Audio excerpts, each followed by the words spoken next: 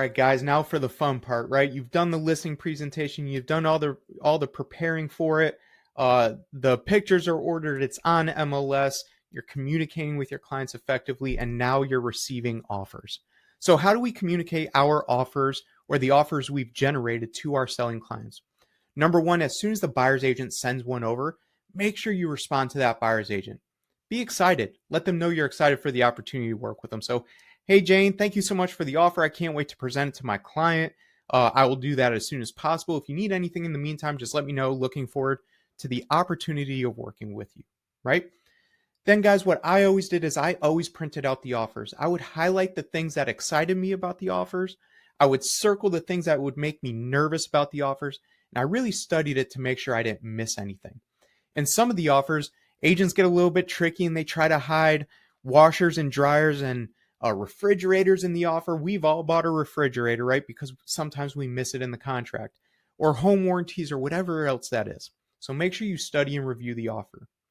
Before I call the seller too, I always fill out a seller's net sheet for that specific offer.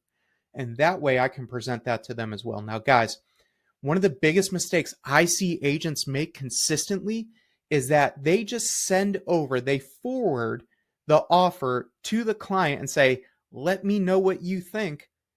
No, guys, that's the absolute wrong way to do that. Please don't do that. The right way to do this is to text your client, say, hey guys, I have an offer. I've reviewed it. When do you have 3 minutes for a phone call?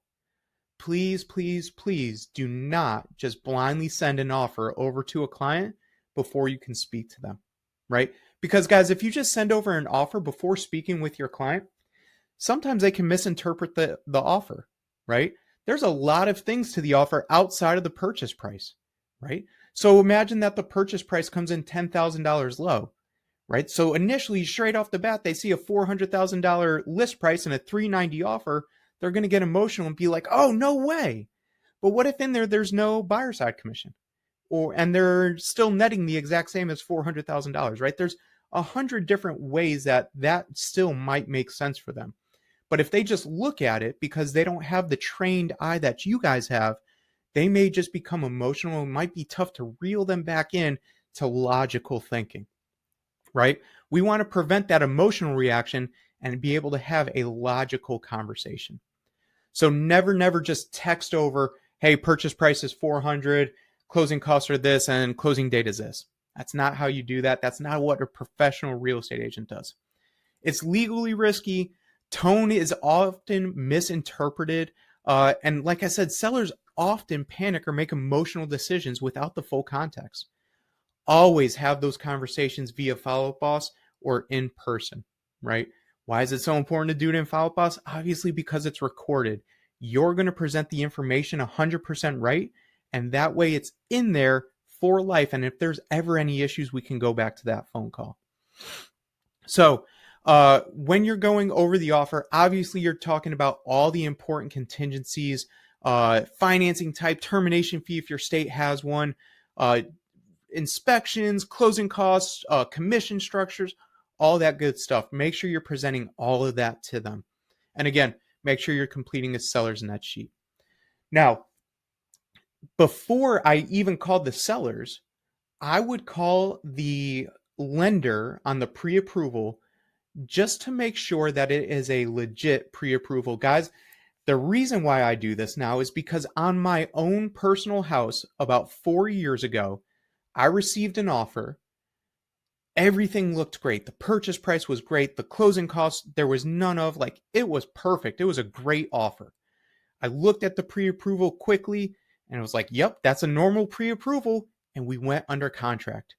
2 weeks later, we haven't heard anything from the buyers or the buyer's agents. And I started to get a weird feeling. So I started to make some phone calls.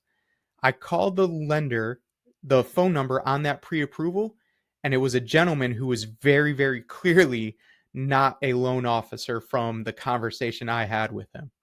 So I Googled the loan officer's name, and it pulled up. I called her, and she goes, oh no, Brandon, that's a fake pre-approval letter that's been going around.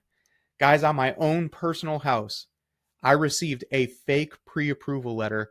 The buyers were committing mortgage fraud.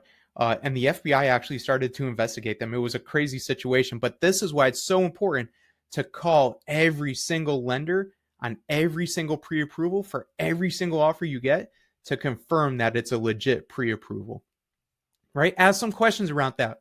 Hey, is this a full pre-approval or is this just a pre-qualification? Are you confident you'll be able to close on time? Have you reviewed their income and assets? They're not going to give you all the details, but they can certainly give you that. If it's cash, make sure you have a bank letter, right? Be able to call that institution. Hey, I just received this. I'm making sure it's legitimate, right?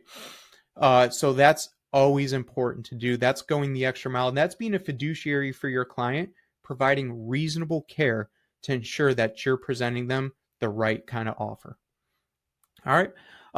And then multiple offers, right? How do we do that? I do the same thing with all of those. And then I just present them side by side, right? I create a multiple offer spreadsheet where they have the seller's net sheets all right next to each other.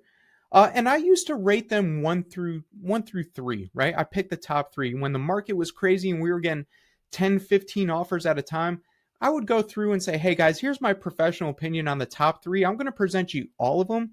But in my opinion, these are the top 3 that are really standing out. Now, the really important thing, guys, is that you come from this logically. Don't be tied to the outcome, right? Be matter of fact, provide the data, provide the exact information. Don't oversell or undersell. It's at the end of the day, their job, right? Slow the seller down if they get overly excited or panicked, right? That's your job. You're the level head in this conversation. Keep control of the narrative.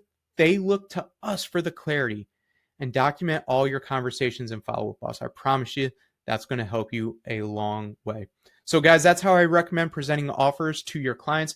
Please, please, please do not just blindly email or blindly text over the offers. I promise you that takes away from your services, your skill set, and that just kind of puts you in a weird position. Hope this is helpful, guys.